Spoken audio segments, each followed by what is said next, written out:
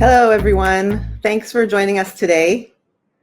I love to see all of you in the chat, sharing that you're here and from all the different places. It's really exciting. And we're excited to be here today with you to talk about a very important topic, which is web performance. We have amazing speakers today, some of the leading experts in the field of web performance who are doing actual practical things to make the web better for all of us, whether it's by working on improving WordPress performance or Elementor performance or both. So I'm really excited for that today. So let's get started. Just a bit about me. I'm your host and moderator for today. My name is Miriam Schwab. I've been very involved in the WordPress community for over 15 years. I organized 5 WordCamps here in Israel, actually, and I've been speaking at many WordCamps around the world over the years, including the major regional ones and other local ones. And I'm very passionate about WordPress. I founded a WordPress development agency, sold that, and I founded a company called Strattic.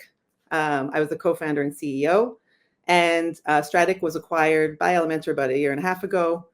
And I am now in a position called Head of WordPress Relations at Elementor. So that's me, and I'm excited to be hosting this for you. Yes, the recording will be available after.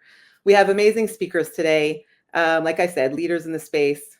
We have Adam Silverstein from Google, who is a developer relations engineer and also a WordPress core committer, very involved in the WordPress performance team and on the Google Chrome team.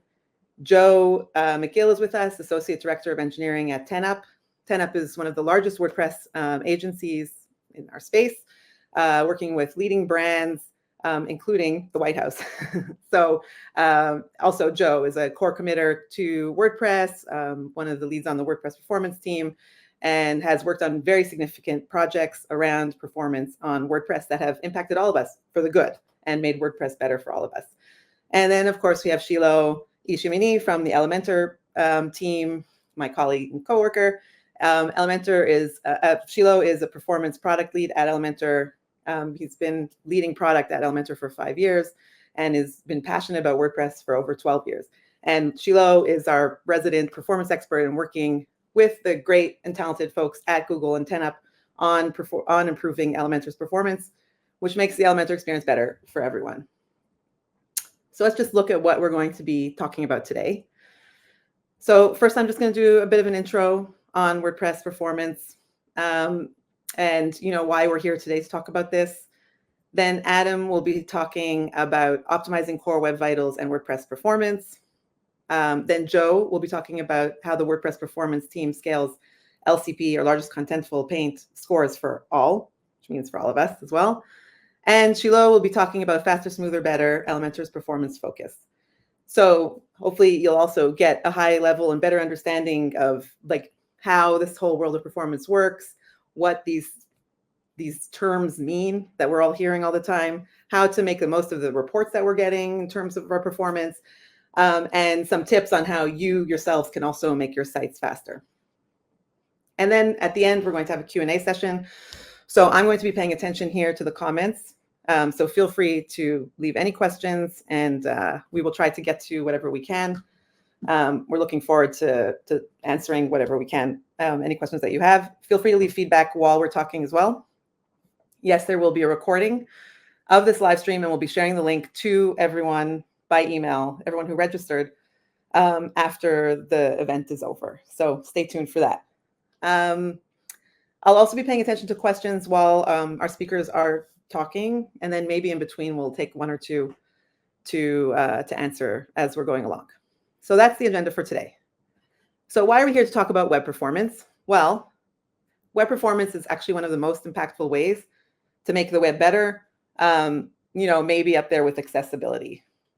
By making the web more performant, we're creating a better user experience for everyone, both the end users who are visiting websites and also those of us who are building websites and using them either for our businesses or organizations or anything like that. If our sites are doing better or performing better, then they will also perform better for us on a business level. So there's a lot of studies that have been done about the importance of performance and speed in terms of the results that you'll get from your websites. Here's just one. 53% of mobile site visitors leave a page that takes longer than 3 seconds to load. I've seen studies that show that people bounce if it takes 2 seconds. All of us don't have patience for things that take too long. There's too much out there. There's too much to see and too much to do for us to spend time waiting for pages to load.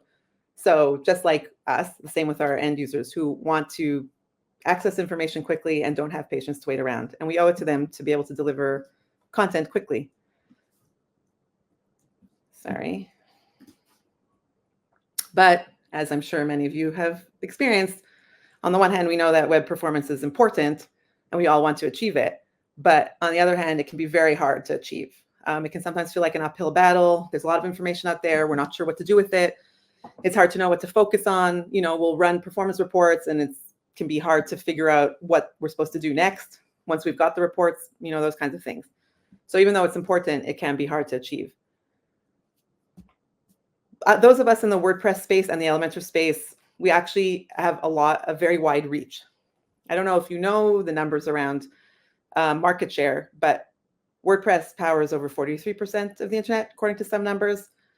And that's a huge percentage of the web. It means that WordPress has an impact for good and sometimes for less good on the web in general. Just to give you some context about how huge that number is, the next largest CMS is Shopify with 3 or 4%. So WordPress is by far the winner from that perspective. And anything that we do to make WordPress perform better means that like almost half of the internet is performing better. Elementor also has a really large scale and wide reach. Elementor powers 9% of the internet. Again, if you compare that to Shopify, which is 3 or 4%, you can still see how significant the impact is in terms of Elementor websites. And if you combine the two of them, if we can make Elementor faster and WordPress faster, then a lot of people win. By the way, Elementor's 9% represents something like 20% of all WordPress sites. So we're talking about significant scale. So as I mentioned, Adam and Joe are both very involved. Joe is full-time on the WordPress performance team. I don't know, again, how much you know about the WordPress project in and of itself, but it's an open source project with thousands of contributors who are working to always make it better in different ways. And one of the teams is the performance team. And the performance team has been investing a lot of effort in making WordPress more performant, again, to make the internet better for everyone, essentially. And they've been showing some really impressive and exciting improvements over the time that they've been working. So for example, significant server-side improvements, loading faster for block themes. These numbers are from internal testing that the WordPress performance team did, but still, that's very significant and it matters, and you can correlate that to improvements across the web. Improved script loading strategies, improved image lazy loading. And because of the importance of the performance team, we at Elementor are very proud to be contributing to that performance team in partnership with 10up. We are sponsoring a contributor to the team. And in that way as well, we are working and hoping to contribute to making the internet faster and better for everyone. So on the Elementor side, in conjunction with Google and 10up, and of course, the great people on our own team, we've been showing significant improvements in our own products, the plugin and our hosting products. TTFB, time to first byte, has improved up to 60% since version 3.16 if you're running Elementor Pro. And we moved our hosting to Google Cloud's highest tier. Elementor's hosting is running on Google Cloud, and we achieved speed increases of up to 190%. And this is just where we're at. And there's so much more to do. So we're excited to see what's next. Okay, and just also before we get started, I just wanted to mention that Elementor is running a very exciting campaign right now. For the first time, you can get 30 days free on our hosting. And not only that, if you sign up for that free trial and you share feedback with us about the hosting, you will be eligible for some amazing prizes. If you go to this link here, Elementor, it's elementto/makes-sense, or use the QR code. You'll see there's a form there to submit feedback as you're using the trial, and people who submit good feedback are eligible to win amazing prizes like MacBook Pro, Mac Studio, PlayStation, all sorts of gaming fun stuff, OLED screens. Yeah, so it's really fun stuff. So please check that out. All right, so that is enough of that. Now we will get started with our first speaker, Adam. Adam, as I said, he'll be talking about optimizing Core Web Vitals and WordPress performance, and sharing some really useful information for all of us about these mysterious terms and things like that from his extensive knowledge. So I'm going to get off now and bring Adam on. Okay, so here, let's bring Adam. Hey, Adam. Hey. Thanks for being here with us. Yay, glad to be here. So I'm going to remove myself, and then you can get started. Yeah. So I'm going to be giving sort of a little background, going back a little ways about how Google has gotten involved in web performance and tried to elevate the web, and sort of leading up to the establishment of the performance team in our collaboration with Elementor. So probably most of you have heard of the Core Web Vitals. These were introduced back in 2020. And they really aim to measure user experience on the web, which is actually kind of a new idea. I think in the past, we mostly thought about performance as a raw speed metric. How fast did the site load? What is the time to first byte? When is the first contentful paint? These new metrics introduced a way of trying to measure user experience. How did users feel that the website was loading? Was it interactive? Was it responsive to their input? And also, did things shift around? And those aimed at kind of measuring how good of an experience users are having on the web.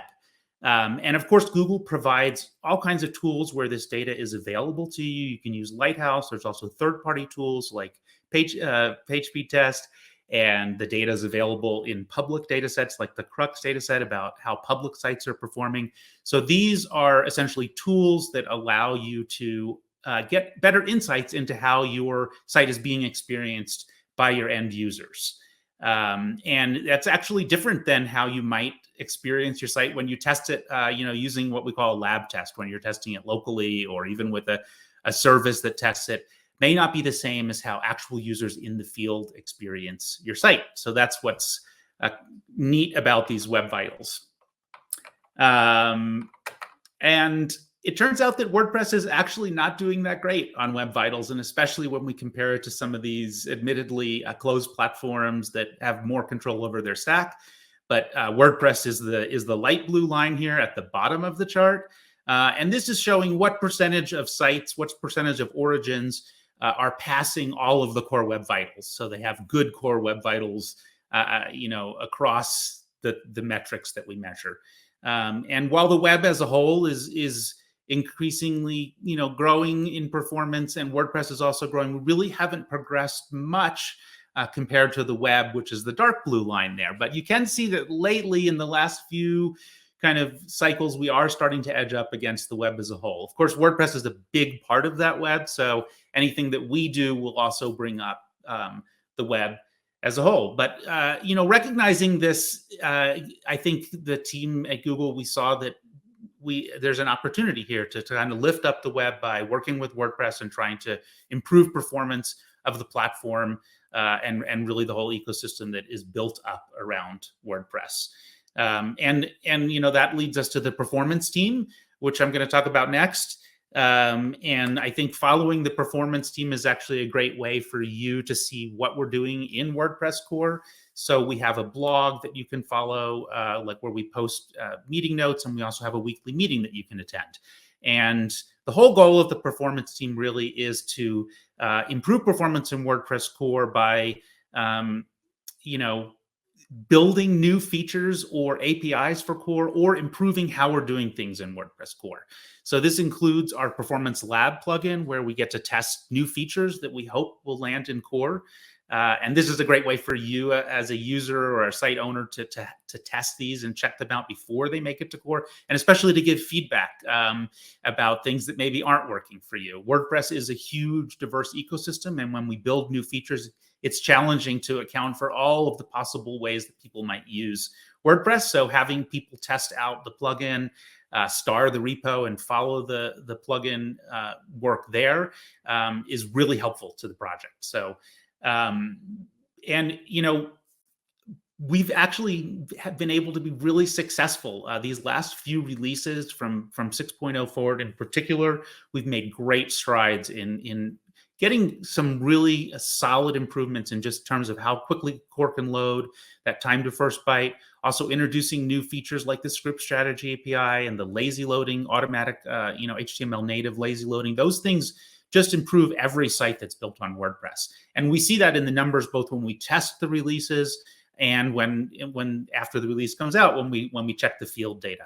And another new thing that we're doing in WordPress now is we have a performance lead for each release, and we're doing very regular testing, especially when we get to our beta and release candidates. We test those, we benchmark them against previous releases to make sure that we're doing things thoughtfully, that we're not regressing on performance, and that if we're introducing big new features, that those don't have a negative impact on performance. So it's an ongoing effort, and we've made a lot of progress. That said, it is important to recognize that even if WordPress core performs fantastically well across metrics, that doesn't mean that WordPress sites in the wild will perform that well. And the reason for that is that WordPress by itself isn't actually what people run. They start with WordPress, and then they add plugins that give them the features they need to run their websites. As probably a lot of you know, the more plugins you add to your site, there's sort of a negative impact on performance. So it's not like a given that will always be the case, but in general, as you load your site up with more and more code, more and more functionality, more and more plugins, you're going to see that maybe the performance that started out great isn't so great anymore. And so that realization means that you can't just fix all the performance problems in core. You need to actually bring the whole ecosystem up and essentially provide an incentive. The idea is to provide, an incentive or a value of performance to the ecosystem. So when plugin authors start to see that their customers are demanding more performance, they can focus on that. They'll be incentivized to focus on that as something that they need to get into their plugins. And that is a slow transition. That's something that I think as an ecosystem we've struggled with, and there's plenty of room to improve there. And of course, Elementor, being such a huge part of the WordPress ecosystem, is a really natural fit for us to work with. And that brings us to our partnership with Elementor. And this is a picture of me and Shiloh at WordCamp US doing like individual consultations, which was tremendously fun. But I think I just wanted to talk about why personally I'm so excited about working with Elementor and why it's been such a fruitful partnership. First of all, as you heard, Elementor is deeply invested in performance. They really take this seriously, and they've made huge strides, and they've invested resources into improving the performance of their platform. And that is the kind of person you want to work with when you're trying to get change made. You have to be motivated. Also, Elementor sites, just like WordPress sites, have plenty of room to improve. And that's a good thing. That gives you places to work, places to actually change what you're doing to make Elementor sites better. And also, similar to WordPress, Elementor is like an ecosystem unto itself. There's plugins that are built on top of it. There's agencies that build Elementor sites. So Elementor has, similar to WordPress core, has a responsibility to their users to make sure that anything that they introduce doesn't just break what people have done, and that changes are made in a thoughtful way. And also, similar to what we're doing in core now with Gutenberg and site builders, Elementor's been at this a long time. Well before we had Gutenberg, Elementor was doing site building. And I think that means that we have an opportunity to learn from Elementor in core. So I'm deeply involved in WordPress core and building there. So to me, this is an opportunity to also learn about what challenges Elementor has and apply those learnings back into what we're doing in core. So with that, I think that actually brings me to the end of my section. And I think Joe is going to go next and tell us about some more details. Thank you. That was really interesting. I especially could relate to what you were saying about plugins, that on the one hand, often when people are talking about how to make their site more performant, people will be like, don't use any plugins, except for that's one of the beauties of the WordPress ecosystem. And I think it's one of the reasons it's reached 43%, because people can easily just plug things in and get functionality without having to code it. So saying don't use them isn't the solution. The solution is working with the plugin ecosystem to help that part of it also be more performant. Yeah, and I didn't really dig in, but I think the same thing is true of like when you have a builder, when you give people these tools that let them build a site to their, with incredible flexibility. It's like with great power is great, like you also give them the ability to mess up things and do things in a way that isn't performant. So how do you constrain that? How do you provide guidelines or feedback to users so that they make the right choices? It's the same kind of challenge we face in WordPress core. Yeah, it's very true. On the one hand, we do want to educate and help people build their sites in the best way possible, but I think the ecosystem also has to take into account people who build sites in a messy way. One of the parts of the mission of WordPress is democratization of publishing. So that means everyone should be able to build a site, even if they're not a web expert, and get their voice out there. So we need to take that into consideration as well. So yeah, okay. Well, thank you so much. And I'm going to bring up Joe. Hey, Joe. Hello. How you doing? I'm doing well. How are you? I'm okay. Thanks for being with us.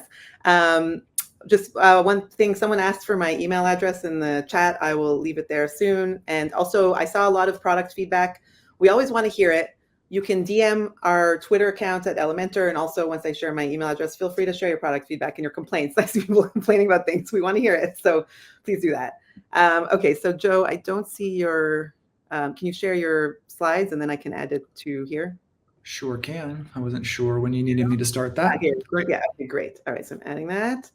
All right, we can see that well, and I will go away. Perfect. So. All right.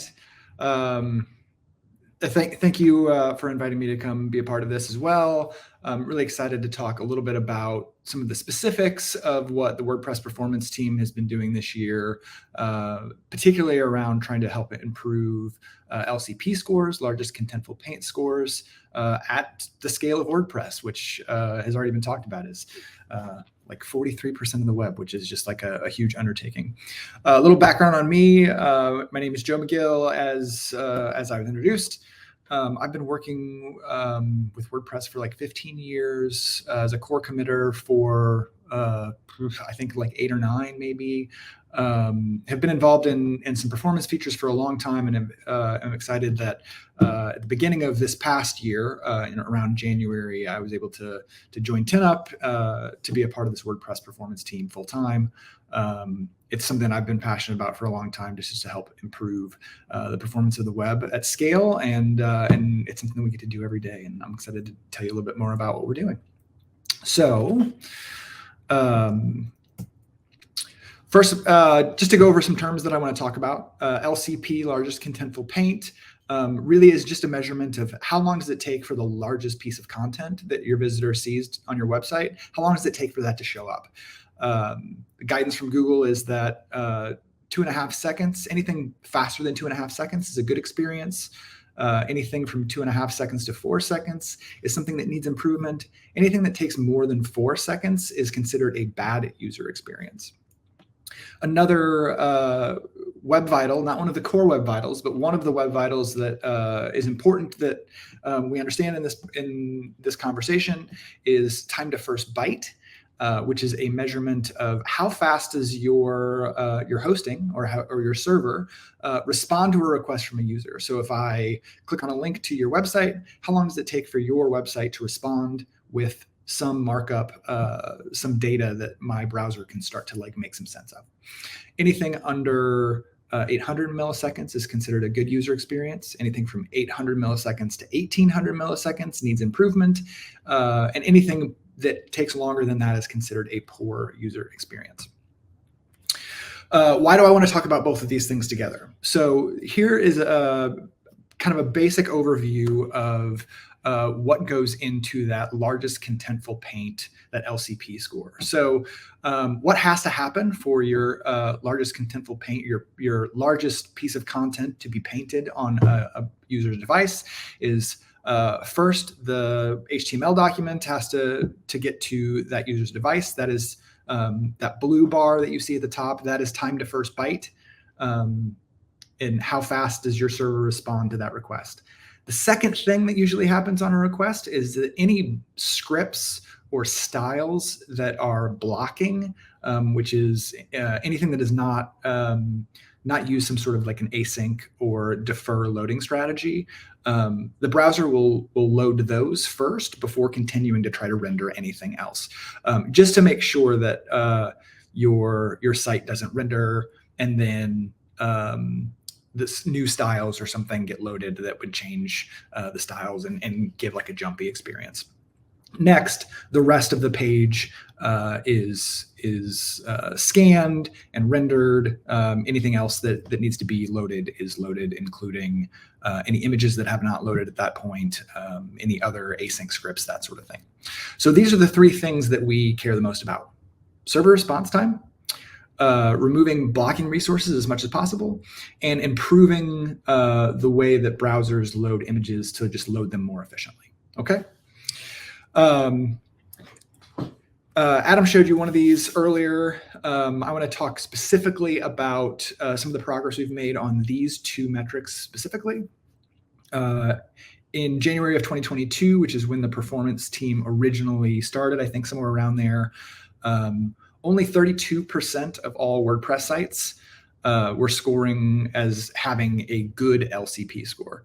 Only 20% were scoring as having a good time to first byte score. Now, after about a year, a little over a year and a half, coming up on 2 years, we have seen that improve to 41.5% of all sites are showing to have a good LCP score, and 22% are showing a good time to first byte. If you break that down to even further, to see like the top 1 million sites, those numbers are actually way higher. It's like half of all sites in the top 1 million sites have good LCP scores, and about a third have good time to first byte. So we're seeing some progress, which is great. So let's talk a little bit about the specific things that we have done over the course of this year to help try to move those numbers as we have been paying attention to LCP scores. So back in WordPress version 6.2, which was the first release of the year this year, the team did several things to try to help not just impact these scores, but kind of set ourselves up for success over the course of this year. We did a big profiling analysis of the WordPress application to see like where are the bottlenecks when WordPress is trying to build a page and send it back to your users. Where is all the where is it spending the most time? Are there places that there's opportunities for us to decrease that time so we can improve that server response time, that time to first byte, which will then have an impact on a better LCP score. We also added some automated performance testing to the WordPress, just sort of the development process, so that as new things are added constantly to WordPress, we can start to get a sense of, did something get added to WordPress over the course of the development cycle that either had a big impact in terms of making a positive impact on performance, or a negative impact on performance, or a regression that gives us an opportunity to sort of like look and see, okay, did somebody make a mistake? Can we improve a new feature that got added? That sort of thing. Both making improvements and making sure that any big regressions don't make it to you in a release. Just like in your own web projects, one of the first things that I would recommend for trying to improve performance is you need to measure what you're doing, right? Like you need to start with a baseline of how am I performing now? And as you're changing things, as you're tweaking things, as you're adding things, continue to do that measurement to see, am I making a positive impact or a negative impact? So the other things that we worked on in WordPress 6.2, we had identified several places in the application where we could improve server response time. I won't go into the details, but we made several improvements, caching some data, doing some different things that help to improve that overall server response time. Also improve some database caching for queries that get made quite a bit. And so that was sort of the focus of 6.2. In WordPress 6.3, which came out, I think, in August of this year, we focused more on the front end side and less on the server side. So those purple and green bars from my first sort of that LCP waterfall that I showed.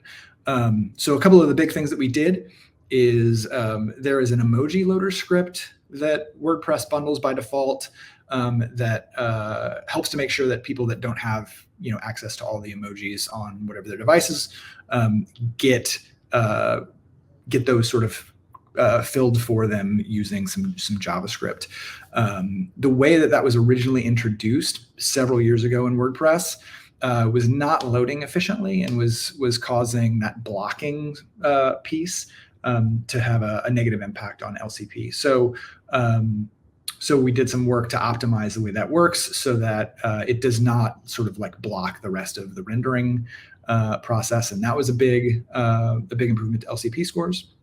We also introduced a way directly in WordPress when you register scripts and styles as a developer or scripts specifically as a developer, a way for you to tell WordPress that you want to have those loaded asynchronously or to deferred until after the page has loaded, sort of to get them out of the way of that critical rendering path. And then the third thing that we worked on is improving the way that images load. So that's something that I'm going to talk a little bit more about. One of the things that we found is that several years ago, WordPress introduced the idea of natively lazy loading of images into WordPress. And when it was originally added, basically it was pretty naive in the implementation, which was let's just lazy load everything. Browsers will end up, anything that's in the viewport will automatically get loaded anyway. But what we found was that this actually has a negative impact on performance. So by telling the browser that an image that is your LCP image that is at the top of the viewport, by telling the browser to lazy load that, it was waiting until way after a lot of the other resources were loaded to start to download that image. And images, as many of you probably know, are one of the biggest pieces of data on your page. It takes a long time to download. So that creates this unnecessary delay in users being able to see those images. So even on your own sites, this is something that you can check. Make sure that lazy loading is not happening on any big images that are higher up on your web page. And then we also made use of this new HTML feature that's in the spec, where you can set fetch priority high to any images that are likely to be in the top of the page. And that is a way to tell the browser even more to prioritize those images more highly. And that was a big part of what we've continued to iterate on. How do we make these decisions more accurate to improve that image loading over the course of the last several releases. The impact of those changes have been really, really great. So one of my colleagues that works on the team from Google, Felix, he recently did some field analysis using some of the data from Google to see to compare WordPress websites that were running WordPress 6.2 in July against ones that updated to 6.3 by September. And this is the improvement that we saw. So for any sites that are using classic themes, so not block themes, we saw an 11% improvement for any of those sites if they had an image that was their LCP piece of content. For block themes, we saw an 8% improvement. Now we can't totally take all the credit for that. There's lots of reasons why those improvements may have happened, but it does correlate to the work that we did when you compare just in a 2-month span, people that upgraded to the new version, which we were really, really excited about being able to see that kind of impact. Also, we even more so is when incorrect lazy loading was fixed. and fetch priority was added, we saw huge impact. So in places where we could see previously that websites had an LCP image that had lazy loading applied, and now with the things that we fixed, that is no longer the case. 21.8% improvement in LCP scores for classic themes, 17.8% improvements for block themes. So it really is, it verifies, I think, what our assumptions were, that this was causing a really big problem from a performance standpoint, and it was something that we could take responsibility to fix at scale. And these are the kinds of improvements that, I think we get excited about. With that, I'm excited to talk about a little bit of work that we did in partnership with Elementor to take a lot of what we learned in that process and roll that out to users of Elementor. So as of Elementor version 3.17 that just came out recently, there is an experimental feature under settings that you can activate called optimized image loading, where we basically took a lot of the learning from what we did on the WordPress side, but optimized it in ways for Elementor that are specific to the way that Elementor runs, and can be used on no matter what version of WordPress you're using. You can turn this on and it will apply the same optimizations. And it's something that hopefully we will continue to improve. And it's a great way for us with Elementor's scale to get really early feedback of some of the ways that maybe are not obvious to us when we're working on features in WordPress. Ways that the changes that we're making are impacting people who are using tools like Elementor and others to run their site. So we've been really excited about sort of this early experiment with working together on rolling some of these optimizations out to users of other platforms, and are looking forward to continuing to do so. And I think that and some other things are what I think we're going to talk more about with Shiloh in a little bit. But that's pretty much all I have for my time. Great, thank you. That was very interesting and a lot of really useful information. Someone brought up, so actually about the emoji loader optimization. Yeah. So I saw that the performance team worked quite a bit on that. And how many people actually are utilizing that functionality that it's even there? That's a great question. So it's on out of the box whenever, if you just turn it, like just using WordPress, it is defaulted to on. You can filter it to turn it off. There may be some plugins that will automatically turn it off from a performance standpoint. I would have to look. I don't know what the actual raw numbers, but it's still a very large number of sites that are using the emoji loader. I may actually have some of that. It's just interesting. It needed attention when I don't remember ever actually needing it. And I mean, I'm just a data, the whole set of one. And that's exactly the case. Is most people really don't need that functionality, particularly not in a priority enough way that you need to have it slowing down the rest of your website. So totally. Yeah. Well, but it's interesting that's even there. I think it's good to bring awareness to it so that if people looking for other ways to optimize, first of all, to know that it's been optimized by the performance team, and maybe even look into ways to just not having it there if it's possible, if you're not using it. So it's really something I didn't even know about. So it's good to know. Right. Okay, great, thanks. So see you soon. And now we're going to bring up Shiloh, my colleague and coworker from Elementor. Hey, Shiloh, how's it going? Hi, Miriam. Thank you for having me here. Thank you for coming and joining us in these times. It's not always the simplest, but I appreciate that you're here to talk about, what we've been doing at Elementor. And some people have been saying, they want some tips specifically about Elementor. Shiloh's the guy. So pay attention to his talk. It's going to be really interesting. And you can take it from here. So where is your slide? Screen? Yeah, share screen, then I can add it. Awesome. Okay. Great. All right. So before deep diving into what I planned for us today, I just wanted to say that Joe's and Adam's presentation are really interesting. I encourage everyone to deep dive and learn a bit into it, because those are powerful tools, what they just shared, that can help you debug and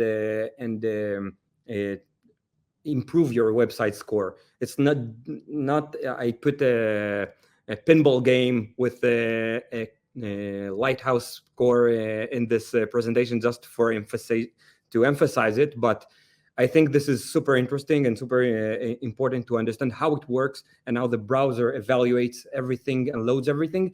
Because once you understand the waterfall and what just Joe mentioned, you can bypass almost any issue that you have in your website, and make it, again, faster and more performant. And I just mentioned faster, but fast isn't the keyword that we are looking for here. I think that the word that we should focus on and aim is good performing website. When you encounter website, when you enter a website, you need it to work. You don't count how many time it took for this asset to load or any other thing. Don't look at the page load time, but take a look at how much time it took for the user to think that the page was loaded. Okay, this is the main thing that I want to share with you before deep diving into what we do and what we did to make this faster and better. So let's start in the beginning, before jumping in to where we can impact and what we can do to make Elementor faster. I want to share that when creating a website, I think highly performing websites are a mindset that you need to adapt. This relates to 3 areas of creation. It can relate to designing. When designing a website, when thinking of high performance, you won't put a lot of assets above the fold, assets that are heavy and requires any additional resources such as JavaScript and so on. So this is one thing that you can do when creating a website. The other thing is when developing or building a website using Elementor or any other tool. You need to make sure that the building process is optimized. You need to optimize your images. You need to make sure you're using the correct elements. You need not to invest or not to put a lot of DOM and nested elements when creating it. There are a lot of things that you can do. You need to apply some tactics for improving speed, just like load what you need or don't load what is not present in the page. So those are tactics that you can apply and adjust.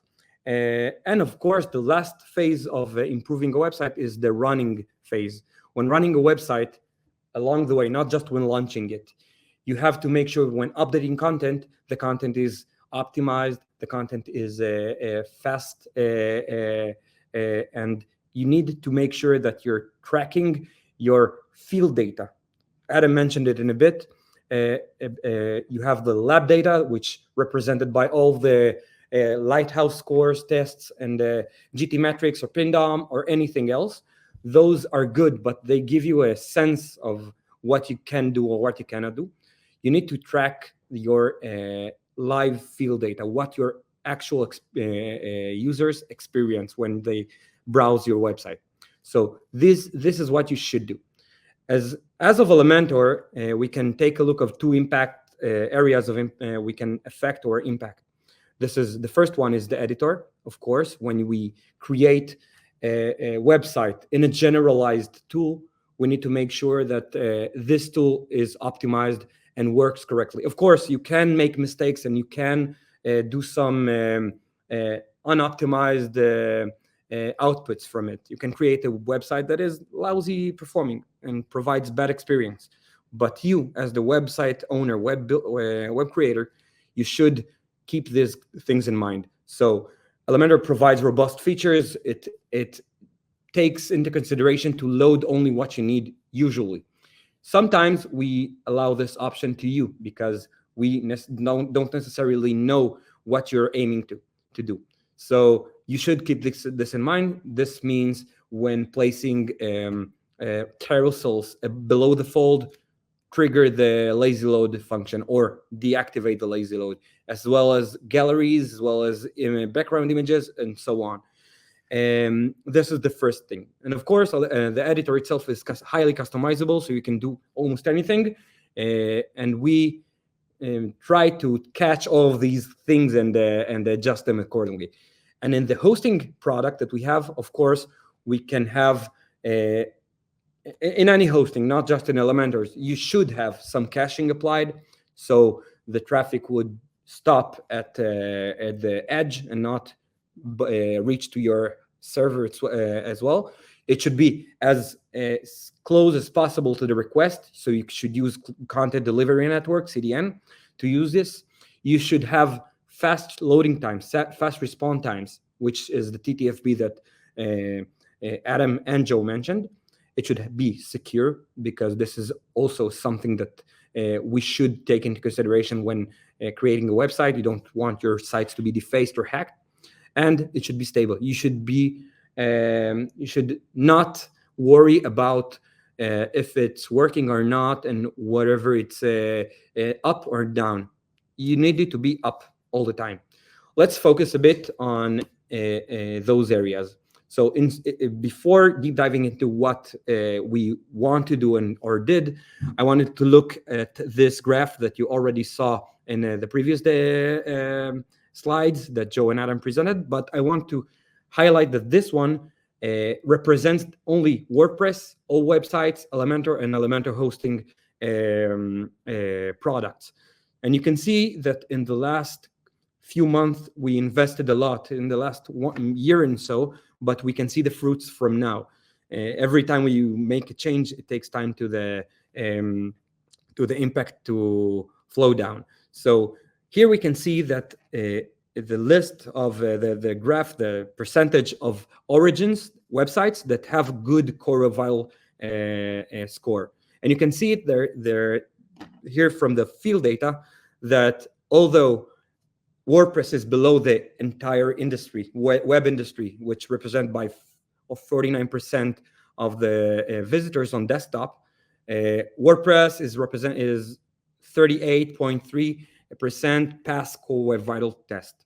Okay, Elementor hosting in the last month is now passing WordPress scores and reached 41.7% of sites pass core web vitals. This is an amazing statistics, and Elementor is constantly and steady improving, and now stands on 27.1%.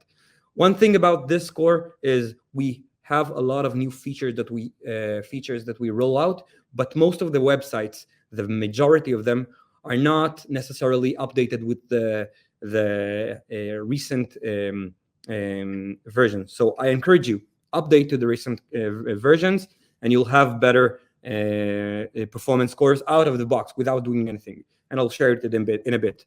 In addition, not only that the desktop is optimized, the mobile as well is optimized, and you can see the steep improvement that you can see here. 37% of the websites and pages that being accessed through mobile are passing core vitals. So it's a really good improvement, and we are committed to work more on this, and we have more initiative that support this area.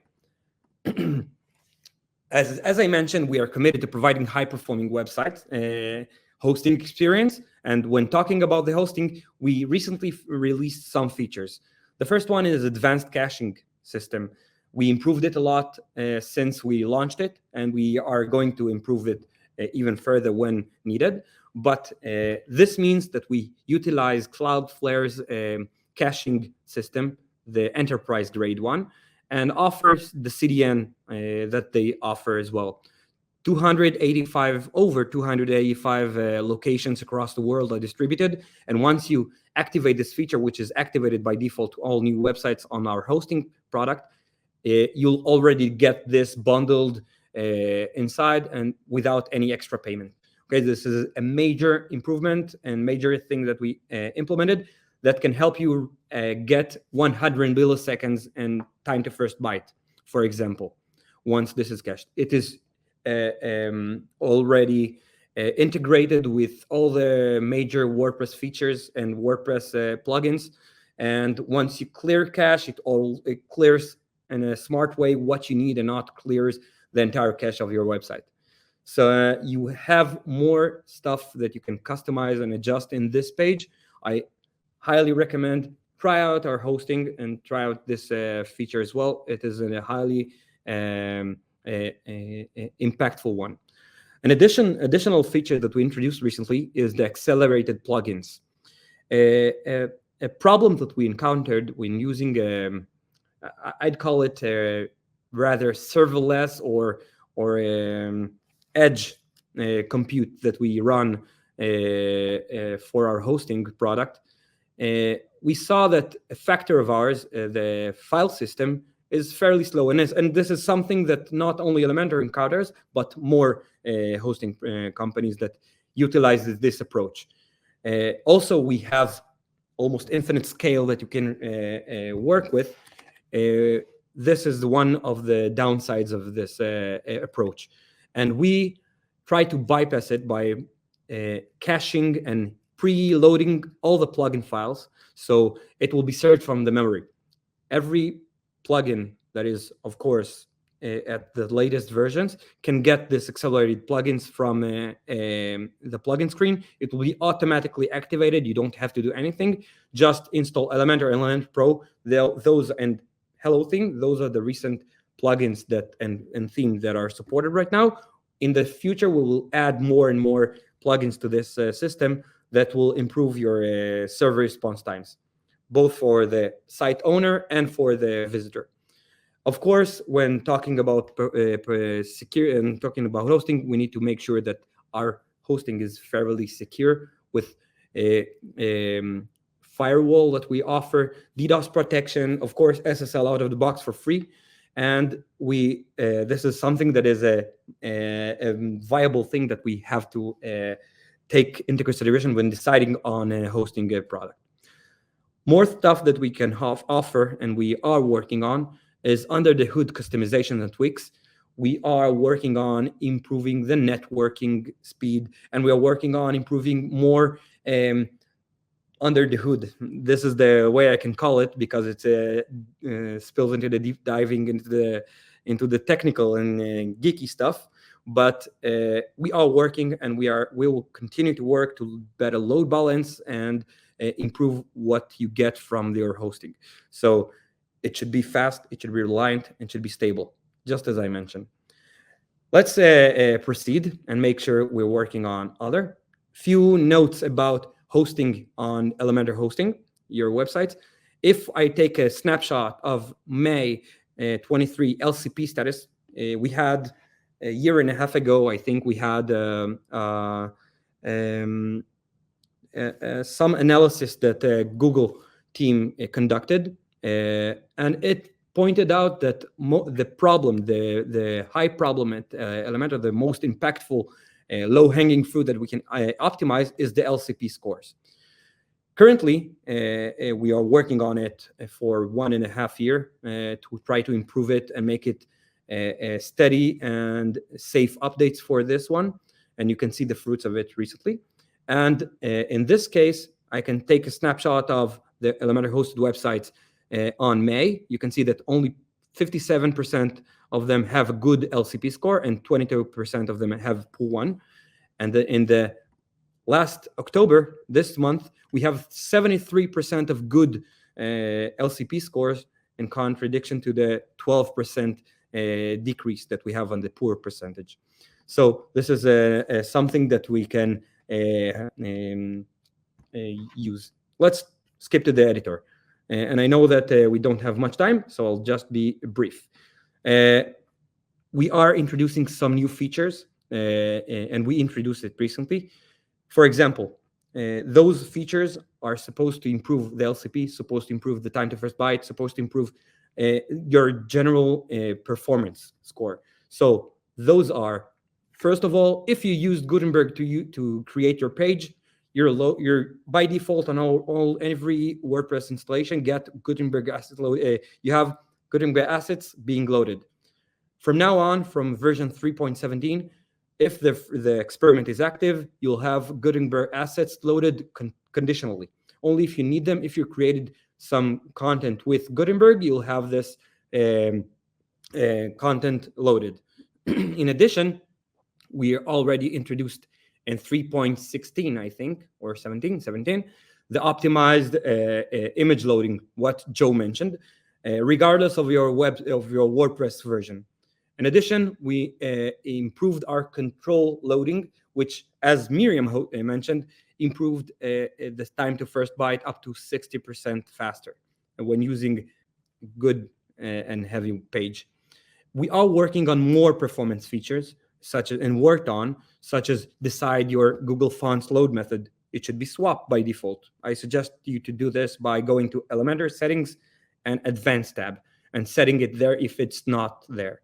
You should activate all of your performance experiments that we offer, such as inline SVG, improved asset loading, inline CSS. Those help to get better response times and better performance scores.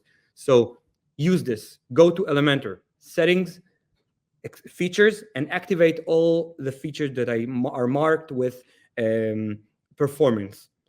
Please take into consideration the status of it, because some of them are stable and some of them are in progress and of making. Okay. In addition, we are planning on releasing more features to this commitment of becoming faster and better. Of course, I saw you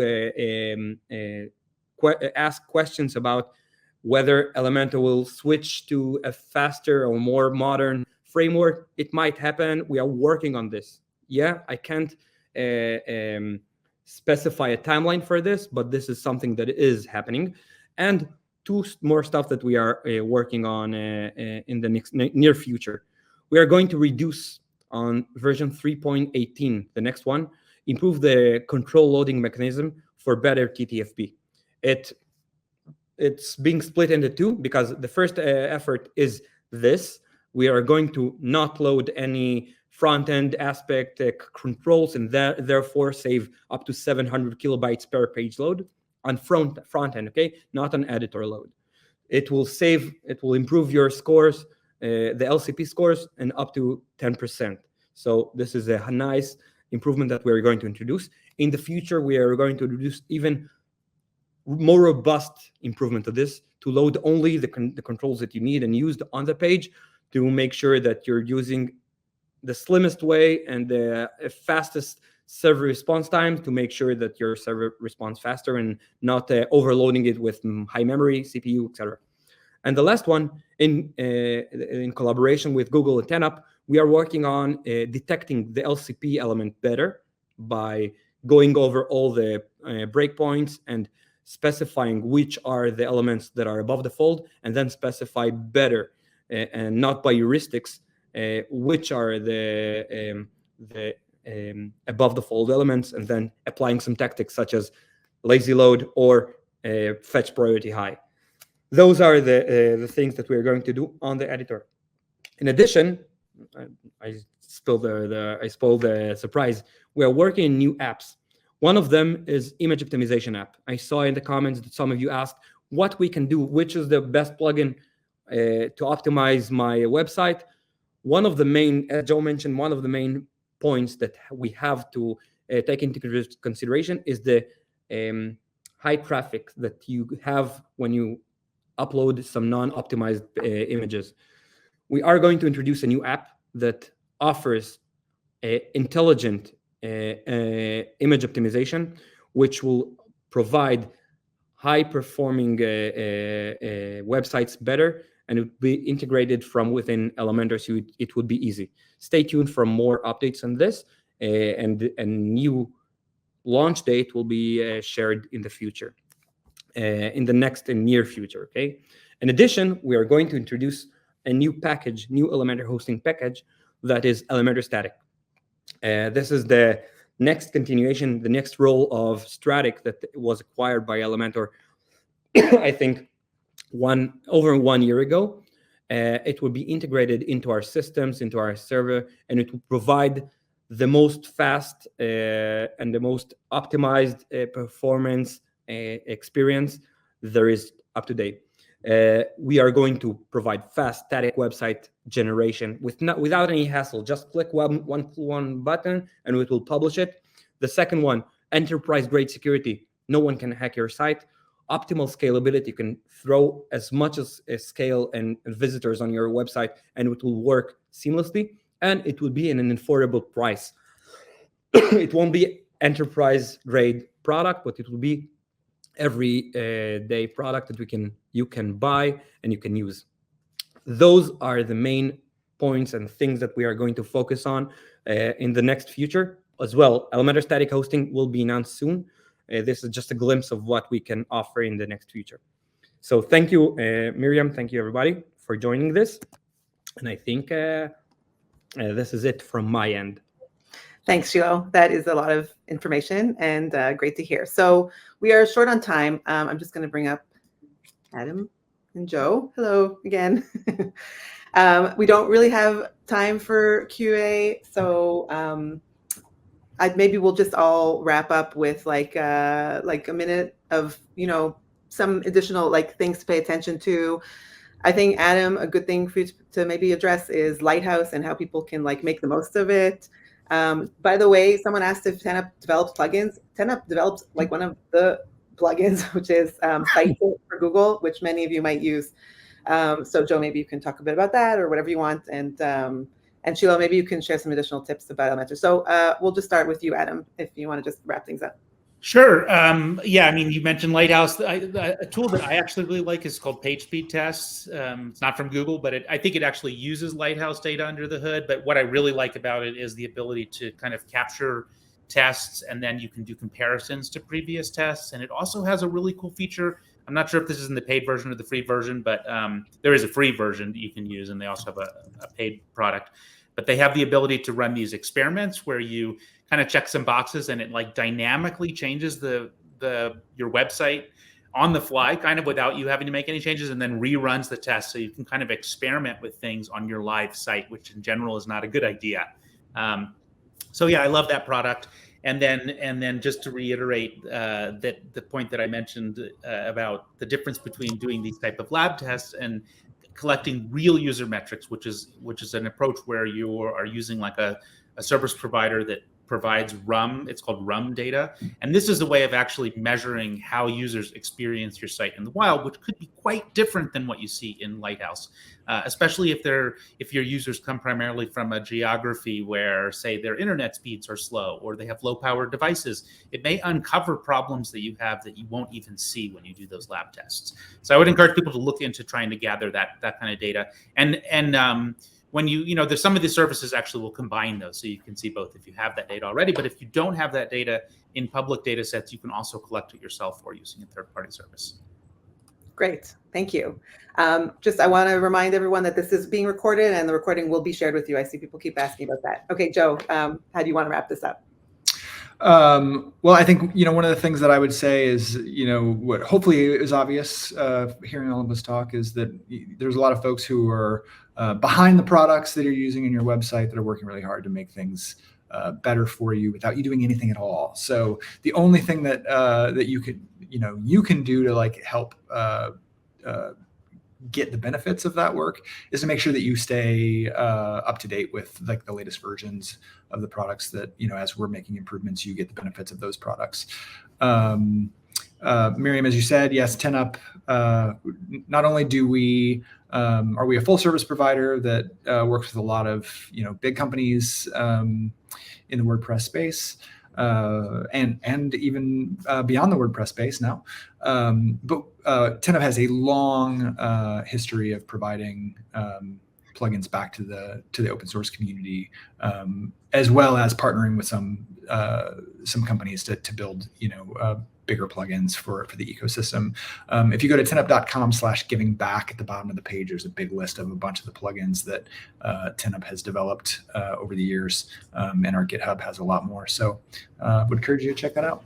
Yeah, it's amazing. Yeah, 10up is definitely a major contributor to the WordPress ecosystem, and we appreciate it. Shiloh, how do you want to wrap this up? I'd like to say that, first of all, there's no magic solution for creating high-performing websites. You have to invest in it, and you have to understand what makes your website a highly performing one and what's not. Once you understand it, just like Joe mentioned and just like Adam mentioned, and I'd be happy to share one screen just from this PageSpeed Insights, which is Google-based product. You can paste any of your tools or any of your URLs, and then you can test your performance, accessibility, best practices, and SEO, which are web vitals in general. If we're talking about performance, you'll have all your metrics here in the numbers. And if you don't know what the numbers means and what you should and shouldn't do, you have the opportunities area here. Here you'll have some information about what can be improved or can be done to improve this one, okay? Under the opportunities. In addition, you have the diagnostics and past audits. So you can make sure that stuff are working correctly, stuff that are not working correctly and you should improve, and from a diagnostics. And one last thing, I'm sharing this screen just to make sure that everybody knows how to activate some of the Elementor's properties and features. You go to Elementor settings, and under this one, you'll have the features. Here you have every feature that is an ongoing experiment based on performance or general feature. You can activate it and make sure everything is active. Okay, this is something really important. You can find everything here, the optimized image loading and optimized Gutenberg loading, just like I mentioned, and more features that we offer. The reason that sometimes it's not activated by default on your website, existing one, is due to measures that we take to make sure your site won't break. So do this, back up your website before, and make sure your plugin, your website is already backed up before doing this. In addition, you'll find some more cool stuff if you nitpick and knit in the advanced tab, just like Google Fonts, enable, disable, fonts load method. You can change it from anywhere. Don't load font awesome 4 if you're not using it. And in general, this what should help you get better response. This is it from my end. Great. Wait, here. So I just want to remind everyone about the Elementor campaign that's running now, 30-day free trial. Please, you can go check it out. Scan the QR code or go to element.to/makesense. Makes-sense. It's right here. And also, if you provide us with feedback during the trial, you can become eligible for winning some amazing prizes. We have prize packs that are listed on that page.